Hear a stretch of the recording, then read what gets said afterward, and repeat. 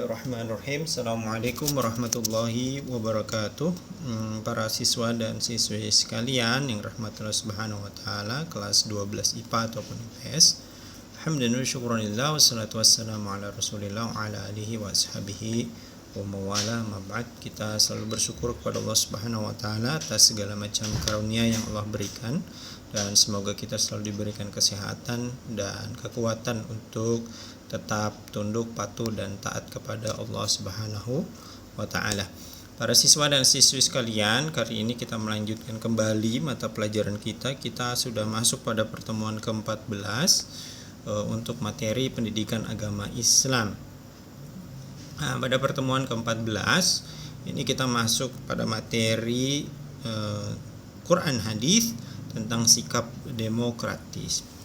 Allah Subhanahu wa ta'ala berfirman di dalam surat Ali Imran ayat 159, "Fabima rahmatin minallahi lintalahum walau kunta fadhdhan ghalizal qalbi lan faddu min hawlik fa'fu anhum wastaghfir lahum wa syawirhum fil amr azamta fatawakkal 'ala Allah innallaha yuhibbul mutawakkilin." Nah, artinya maka disebabkan rahmat dari Allah lah kamu berlaku lemah lembut terhadap mereka. Jadi yang dimaksud diperintahkan berlemah lembut adalah Rasulullah SAW, dan demikian juga karena Rasulullah SAW adalah Nabi, sebagai uswah, sebagai contoh dan tauladan, kita juga diperintahkan untuk juga bersikap lemah lembut terhadap siapapun. Lalu kemudian sekiranya kamu bersikap kasar lagi berhati keras, tentulah mereka menjauhkan diri dari sekelilingmu. Jadi kalau seandainya Nabi bersikap keras, ya, tidak berlemah lembut, maka orang-orang tidak akan mungkin mau menerima dakwah dari Nabi Muhammad SAW. Fa'fu anhum, karena itu maafkanlah mereka. Kemudian wastaghfir lahum, dan mohonkanlah ampun untuk mereka. Wasyawirhum fil amr.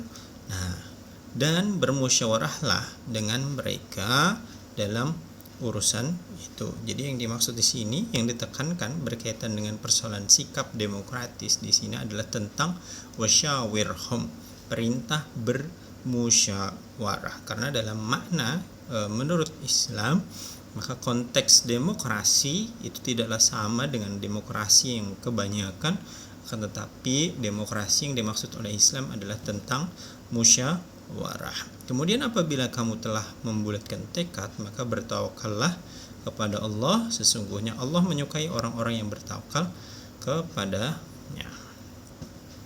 Lalu kemudian isi kandungan surat Ali Imran ayat 159. Yang pertama, orang Arab dengan tabiat yang keras hati dapat ditaklukkan dengan kelemah lembutan Nabi Muhammad SAW. Jadi orang Arab karena memang tinggal di tempat gurun yang tandus, kemudian kehidupannya kering, bahkan hidupnya nomaden, berpindah-pindah dan seterusnya, maka biasanya lingkungan iklim itu mempengaruhi watak manusia yang hidup di lingkungan tersebut. Lalu kemudian Allah menurunkan seorang nabi bernama Nabi Muhammad SAW yang begitu lemah lembut dan begitu penyayang. Maka kemudian bangsa Arab bisa ditaklukkan oleh Nabi Muhammad SAW. Lalu kemudian cara yang dilakukan dengan bermusyawarah terhadap mereka, dan di antara lemah lembut kemudian juga bermusyawarah terhadap mereka. Ya, misalnya musyawarah soal peletakan Hajar Aswad.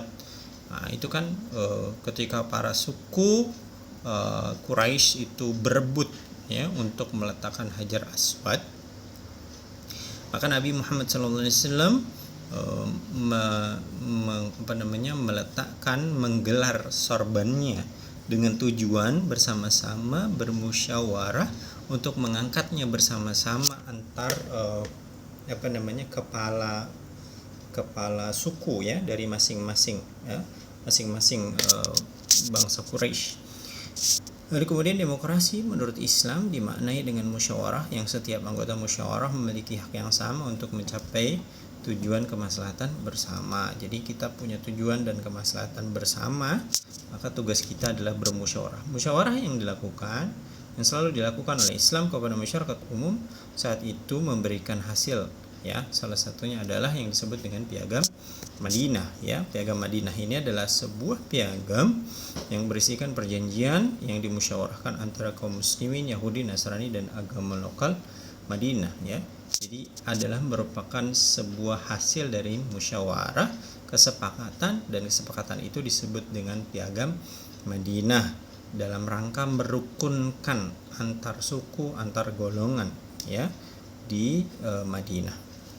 Lalu kemudian berikutnya adalah musyawarah diperkenankan dalam persoalan-persoalan ijtihadi, akan tetapi musyawarah tidak diperkenankan dalam persoalan-persoalan yang mutlak seperti akidah dan ibadah khusus, ya, tentang Allah, tentang Rasul, tentang malaikat dan seterusnya, khususnya rukun iman yang 6 itu nggak bisa dimusyawarahkan karena itu sifatnya adalah perintah. Demikian juga sholat tidak mungkin dimusyawarahkan dari jumlah jari yang 4 menjadi 2, kecuali ada hukum, ada rukhsah, ya, bukan dengan kesengajaan dan seterusnya.